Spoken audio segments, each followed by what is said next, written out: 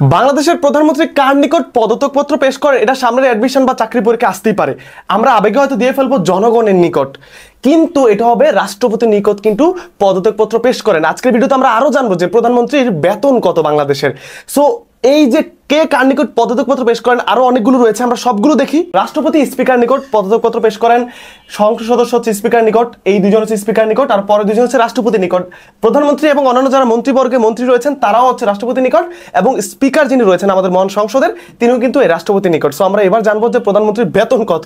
অনেকেই জানতে চেয়েছিলেন। So the prime ministers remuneration and privilege amendment bill 2016 অনুযায়ী বাংলাদেশের প্রধানমন্ত্রীর মাসিক বেতন হচ্ছে 1,15,000 টাকা, এবং তিনি বাসা ভাড়া হিসেবে বাসা ভাড়া বাবদ পাতেন 1 লক্ষ টাকা, এবং তার প্রত্যেক দিন দৈনিক তিনি পেতেন 3,000 টাকা করে, রাইট? সবকিছু মিলায় হয় যে 3,05,000 টাকা। সো এই টাকা কি সংসার চালানো যায়?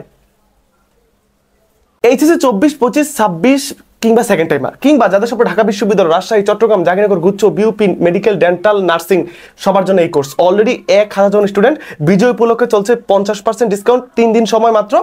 স্ক্রিনশট নাও, এখানে আমার সাথে হোয়াটসঅ্যাপে যোগাযোগ করো এই নাম্বারে, এবং এটা ডিটেলস জানতে চাও, তোমাকে পুরো ডিটেলস দিয়ে দিব। যদি স্বপ্ন থাকে তাহলে ওই 1,000 স্টুডেন্টের তালিকায় তুমিও অ্যাড হয়ে যাও, অন্তত জানার জন্য হলেও নক দাও, ঠিক আছে?